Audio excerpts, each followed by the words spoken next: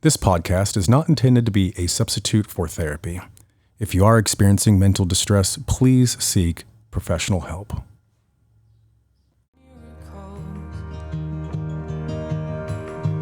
We are all symbol miracles.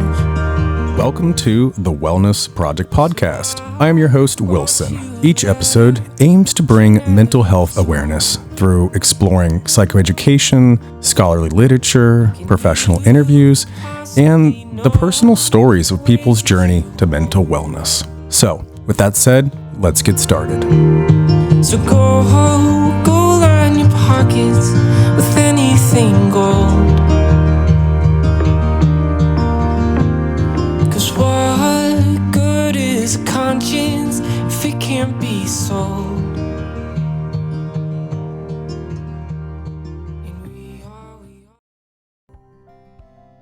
If you are considering therapy or in the market for a different mental health therapist, you should contact Cornerstone Behavioral Health.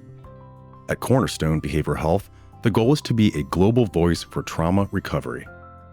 They are a 100% telehealth agency providing mental health counseling and medication management for adults in Ohio. That's right, they offer a free consultation and accept all major insurance companies or private pay. If you go to cornerstonebehavioralhealth.org and click on the Services tab, you can read the bios of the therapists and even request one of them specifically to talk more about your mental health needs. To learn more about Cornerstone Behavioral Health, just visit cornerstonebehavioralhealth.org to register for a free consultation and response within just 48 hours. Hope starts here. Hey everyone, and welcome back to the Wellness Project. I'm Wilson, and today I want to have an honest conversation with you about something that's been on my mind for a while. I've decided to shift the focus of the podcast just for a bit to something deeply personal, something that I am incredibly passionate about. Nature, the outdoors. Now, let's be real. We don't need a long, drawn-out discussion about whether the outdoors benefits our mental health. Deep down, we already know that it does. It's intuitive.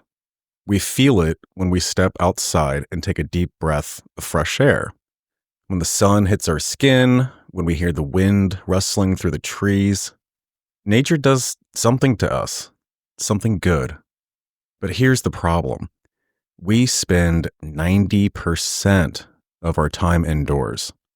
Think about that for a second. 90%. Most of us are only outside for about 30 minutes a day. That's not enough. That's not even close. So for a while, at least, this podcast is going to explore this connection, how nature impacts our well-being and why it's more important now than ever. I plan to bring in professional mental health experts, outdoor enthusiasts, researchers, people who understand this at a deeper level.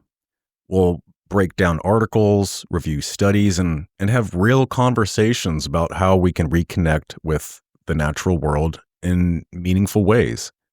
And in a way, this is personal for me beyond just passion. It's actually part of my dissertation. So as I dive into this research for my own work, I want to share that journey with you. If you've ever felt better after a walk outside, if you've ever needed a reset and found it in the woods, by the water, or just under the open sky, this is for you.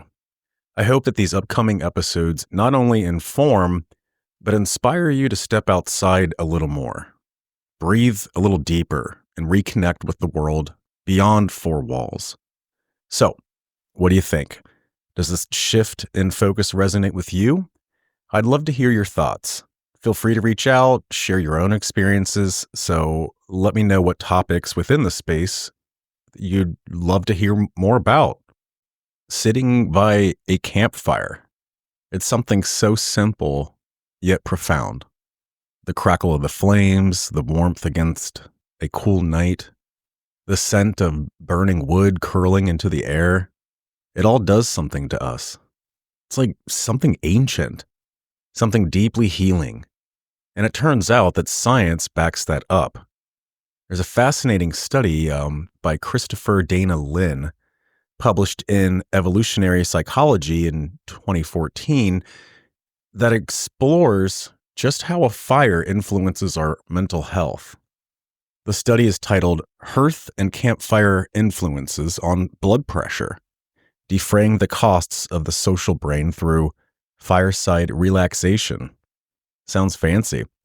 And what a mouthful. But essentially, it proves what many of us have felt instinctively, that sitting by a fire is relaxing. In the study, 226 adults were exposed to different fire-related conditions. Watching a simulated fire with no sound, watching one with sound, and being in a controlled environment with no fire at all. The findings?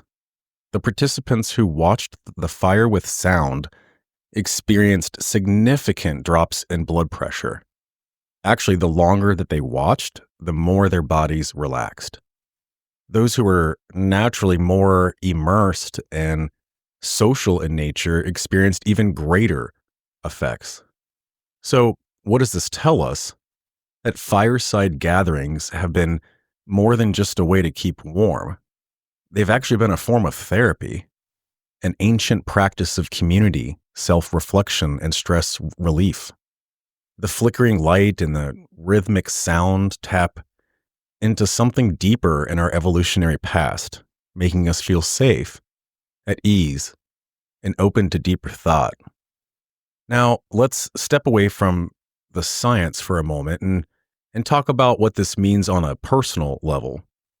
I can't tell you how many times I've sat by a campfire, just completely lost in my own thoughts, feeling both small and infinite all at once. There's something about fire that pulls you in. It makes you stare, makes you listen, and it makes you breathe just a little slower. I've grieved by a fire. I've sat alone in the woods watching embers glow and feeling the weight of loss just settle in my chest. And somehow in that space, grief feels different. It doesn't go away, but it's easier to hold. The fire doesn't judge, it just burns. And in a way, it teaches you to sit with your emotions without running from them. I've processed some of the hardest moments of my life by a fire, sitting in silence, just feeling the warmth, listening to the night sounds around me. It's as if the fire demands honesty. You can't hide from yourself when you're staring into something so primal. I've created by the fire ideas for the wellness project, for life, for change. They all seem to come from a freely, sort of glow from those dancing flames. It's a place where my mind slows down just enough to let creativity flow. And I've dreamt by the fire.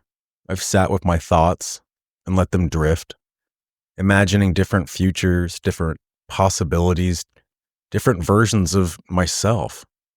A fire doesn't rush you. It gives you time, space, really permission to just be.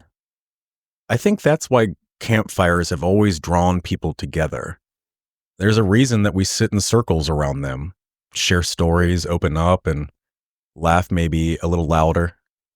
Fires give us something that we rarely allow ourselves in daily life: stillness. Just a place to slow down, to reflect and reconnect with both ourselves and the people around us.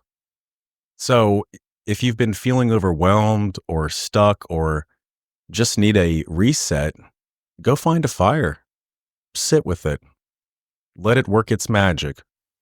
Science tells us it's good for us, but honestly, you don't need a study to know that. You just need to experience it. Let's talk a little bit more about something that affects every single one of us, whether we realize it or not. That the seasons and their impact on our mental health. How do the rhythms of nature, the shift from summer to fall or the deep cold of winter affect our minds? And more importantly, how can we harness the power of nature to improve our mental well being?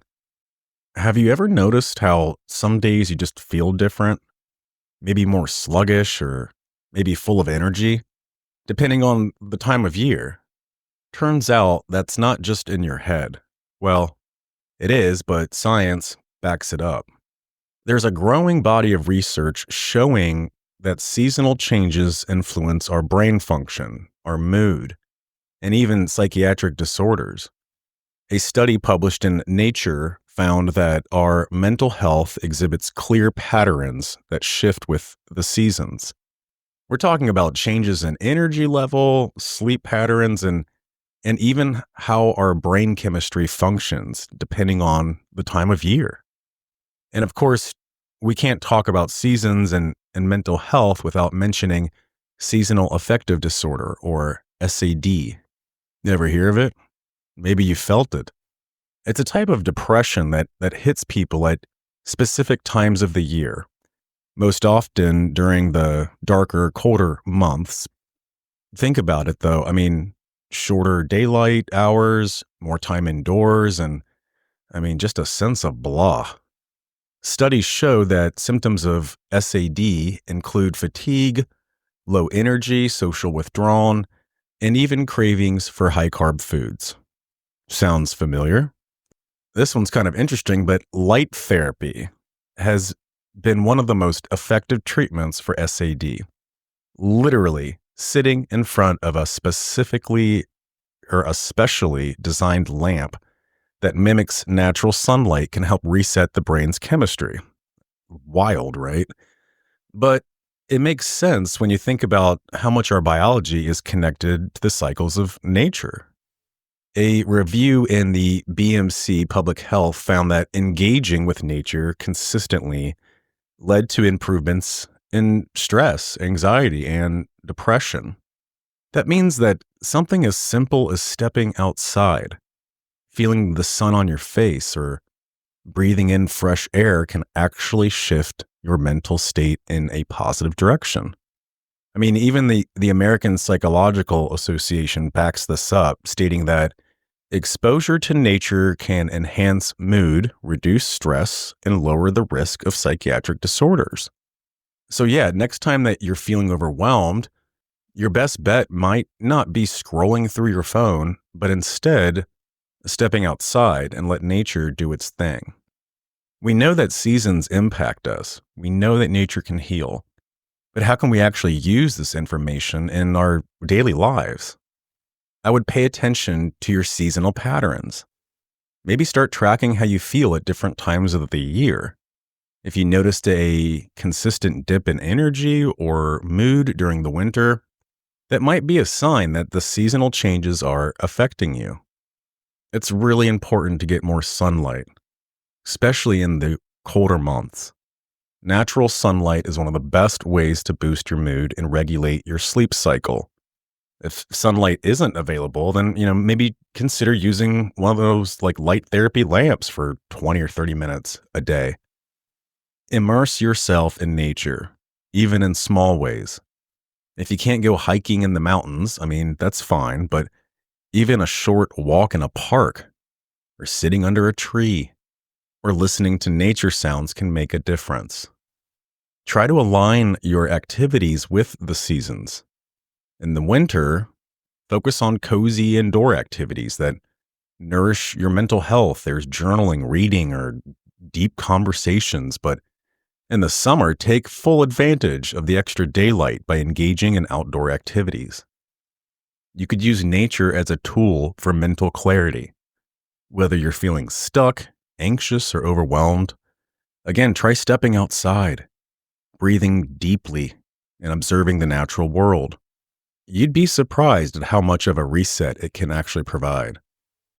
Let's dive into one of the most fascinating intersections of psychology and nature, the influence of Carl Rogers and his deep appreciation for the natural world. Carl Rogers is the founder of person-centered therapy and one of the most influential humanistic psychologists of all time. But what you might not know is how deeply connected his philosophy was to the rhythms of nature, human growth, and the organic process of healing.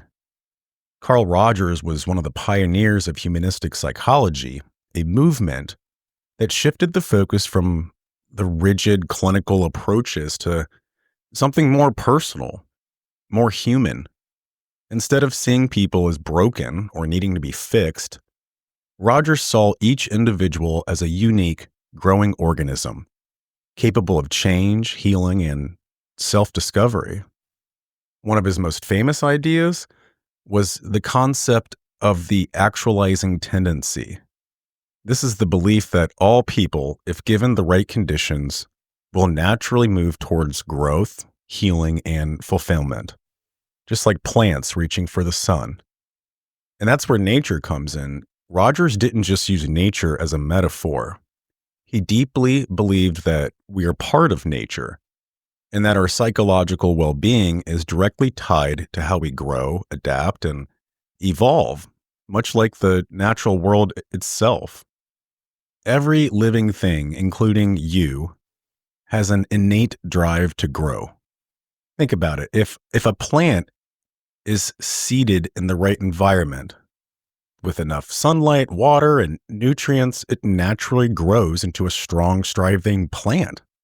But if the conditions aren't right, if the soil is toxic or the plant is deprived of water, it struggles, it wilts, and stops thriving.